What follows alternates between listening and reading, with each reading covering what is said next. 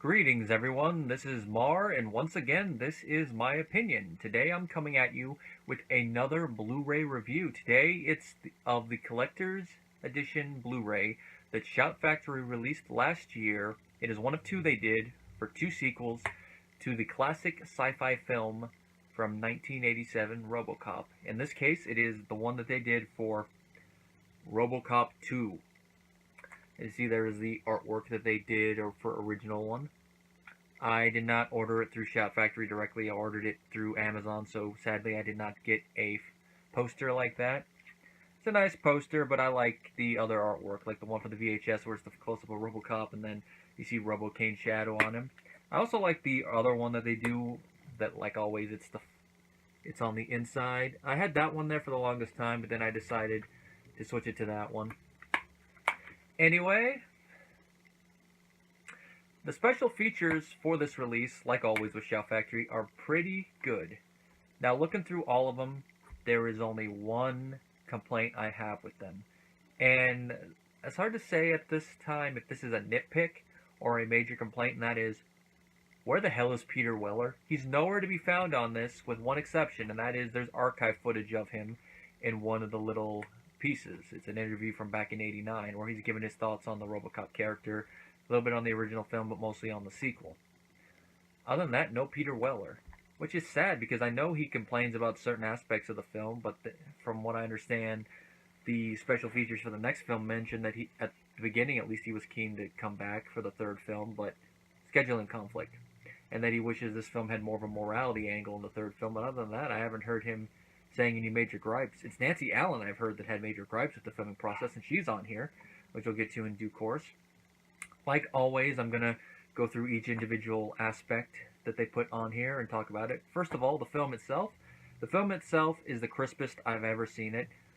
I grew up on the film on VHS, and then I do have the DVD. In fact, it's right here. There's my DVD copy of RoboCop 2, and I could definitely say I like the two posters they have here better than that. And you watch these two back to back, you can really see it's crisper. Picture's cleaned up. It's one of those Blu-ray transfers of an older film where the picture looks better, but the effects still look good on it. I've always appreciated the special effects in this film, the stop motion, but watching it with a Blu-ray copy, it's like I appreciate them a lot more, especially since a couple of the featurettes talk about how they did the effects, and one of them is specifically detailed on the stop motion effects. Well, first up, we have a documentary about the making of the film called Corporate Wars, a apt title considering that Corporate Wars was the original subtitle for RoboCop 2. It has interviews with Tom Noonan, Nancy Allen, a couple of the other producers, and some of the special effects people. They go throughout the beginning of the process, how all in all the production was rushed compared to other sequels and compared to the original film's making, that Orion really needed a hit. In fact, that's the reason why they wanted to do 2 and 3 pretty quickly after one another to make money. Which I knew that they eventually filed for bankruptcy, but I didn't know that it was this far back that Orion's financial troubles were there. And I guess you could say it affected the final product, because I will say RoboCop 2, it's one of those sequels I love. It's not as good or better than the original, but it is a worthy successor.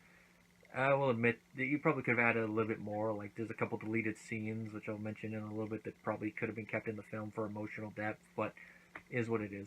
They talk about Tim Hunter's involvement. Nancy Allen, she's cordial what she has to say about the making of it. She basically puts it down to Irvin Kershner being distant with her, and that she barely had anything to do, other than a couple little minor moments, which I can understand from that, why she was a little ticked, especially since the script she signed on to the sequel for, which was tossed away, she was doing a lot more. They talk about the change in the RoboCop suit color, and I forget if it's the lighting guy or the cinematography guy, but he mentioned that the Robo suit was lit like a car. And then watching some of the footage they showed with that, it's like, he is right. They did light the new RoboCop suit like a car. They talk about why they switched the filming location from Dallas to Houston, still in Texas, but it is a city change, and that was, by the end of the filming of the first film, Dallas is basically like, you mother... because of how much stuff they had done during the making of that film. And Houston apparently was going through an economic crisis, so they're like, oh, you want to film RoboCop 2? Come on, we got you. Most of the night scenes, they had to be done by 6 a.m. and actually be out of there by then, because of the traffic. And you've heard of rush hour traffic, but how they describe this is like this moment, the moment 6 a.m. comes, it's like, here they come.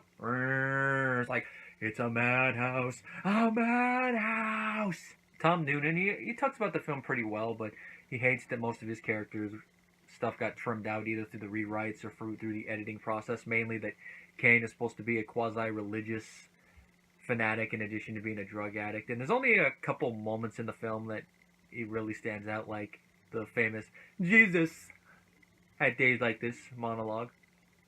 And of course, one scene where he's supposed to be preaching got trimmed and was put in the film as essentially a threat from Kane, which that makes that weird nature of that moment make a lot more sense when you hear that.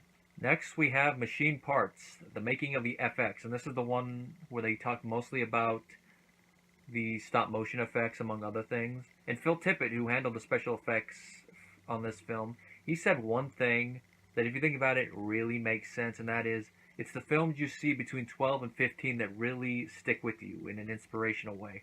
I will agree with that. I would also say you'd probably push the age back a little bit more, but definitely around that age, especially if you know you want to go into filmmaking.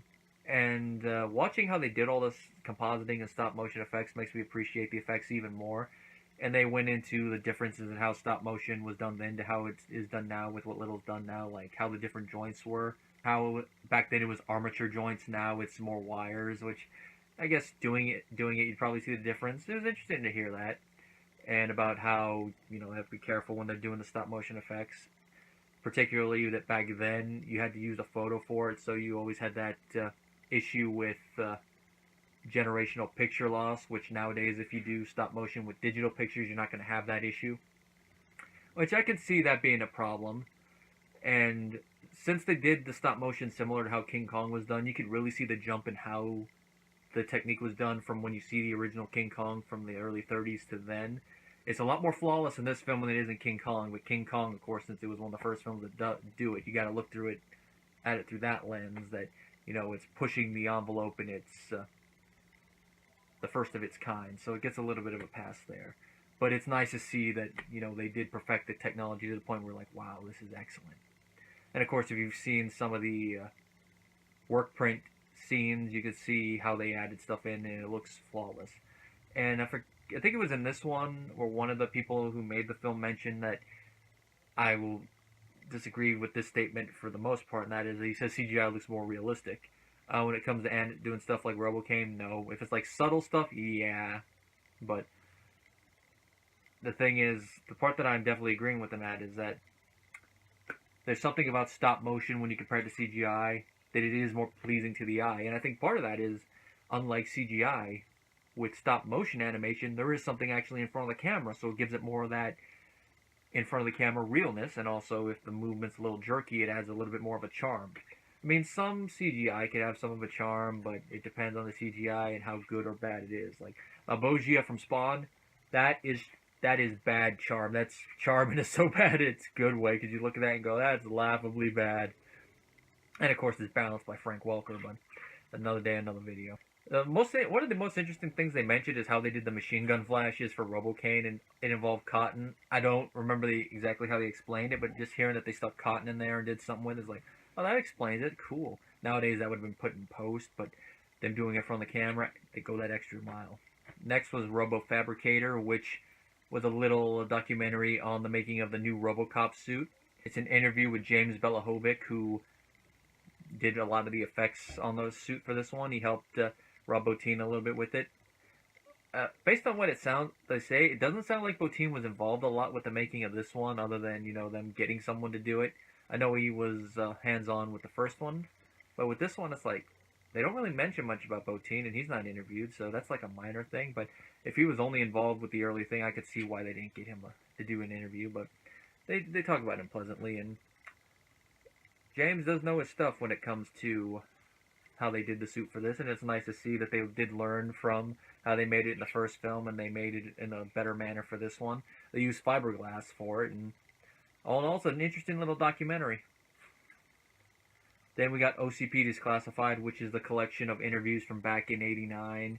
We got ones with Kirshner, we got ones with the producers, we got one with Weller, and then we even got one with Dan O'Herlihy. I skimmed through a lot of them, listening to only the ones I was the most interested in listening to, but those ones are near the beginning, so they're the highlight of this one. It's nice to see. It's almost an hour long, so there's a lot of interviews in here. It's nice that they put that in there. And then there's another one about adapting Frank Miller's RoboCop. It's a weird little one. I didn't write any notes out about it. It's essentially a little documentary about how they trimmed down Frank Miller's original screenplay to be something a little bit more filmable, but they don't really go into much detail about it. The guy talks a lot about Frank Miller as a person, which they do talk about him a lot on the other documentaries and the commentary too, about how he was hands-on throughout all the production, even rewriting pages on set, and there's a lot of photos of him doing that. And of course, for the scene that he was in as Frank the Chemist, Tom Noonan even talks highly of him in the main documentary, saying he was nice to work with. So it was nice to hear good things about Frank Miller. Why he wasn't involved with the Blu-ray, we all know. If you know anything about Frank Miller's attitude towards Hollywood in recent years, you can understand why he's not in here.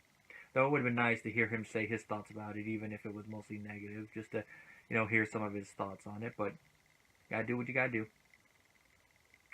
Now, they have a little section about the deleted scenes, but instead of a roll call, it's mainly just pictures and little descriptions, which, this is where one of the negatives of this set comes along. It's like, I know from past releases that even if the scenes are not good quality, they put them on there, like when they did the director's cut of Exorcist 3, they had to take the dailies from the VHS tape, so the quality of that cut varies. But here, you couldn't even get the work print footage or other footage, which I know exists. I've seen the work print footage of a couple of the scenes, like when RoboCop sees the naked woman in the shower, and the extended scene of the baseball Little Leaguers robbery.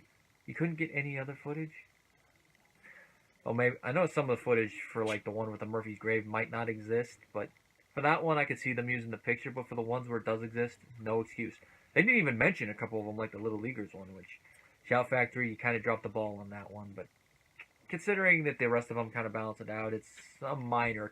Then we got the usual teasers and TV spots, but they even got the original theatrical teaser, which was a modified version of the opening RoboCop scene. And it's interesting to see a couple of the moments from different takes, and you can definitely tell the dialogue hasn't been finalized, at least with the articulation. So it's nice to see, especially since it uses different music. And there are two commentaries.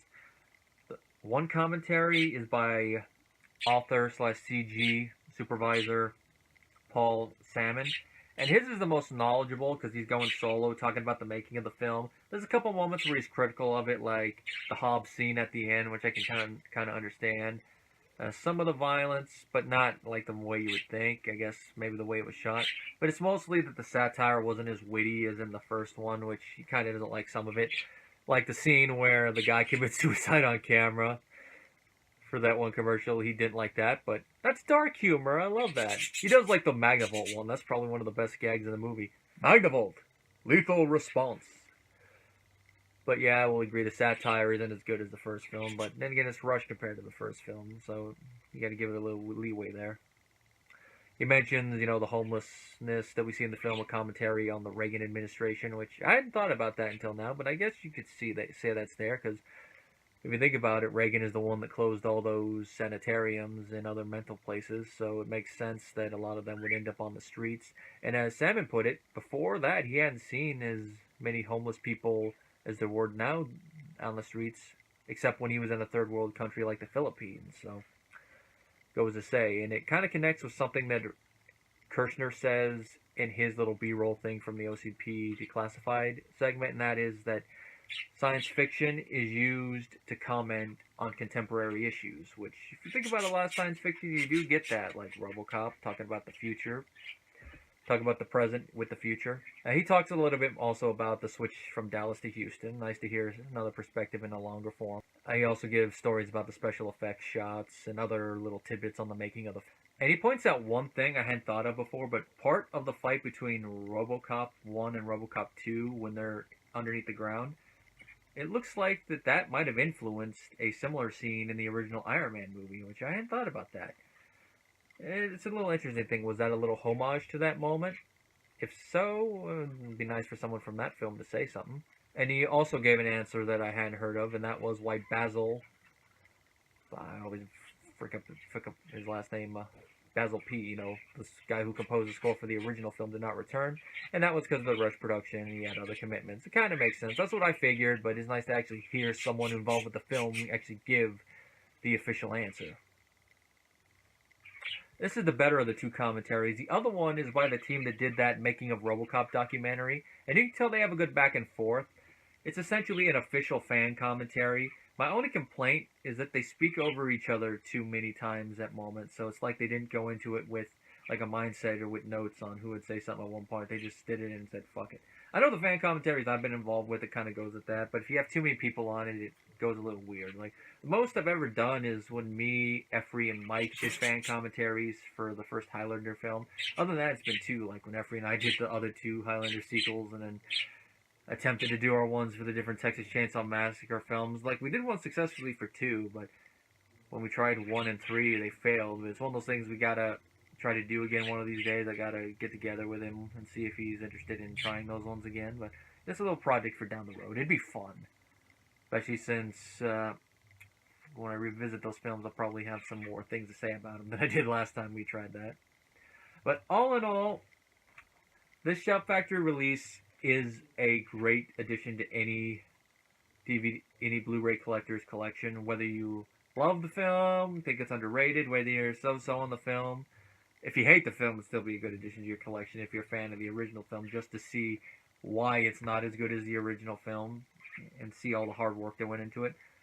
There's only that one bad part involving the deleted scenes. Other than that, the rest of the features are pretty good, other than Peter Weller not being involved. If you can overlook those little two black areas, it is worth a buy.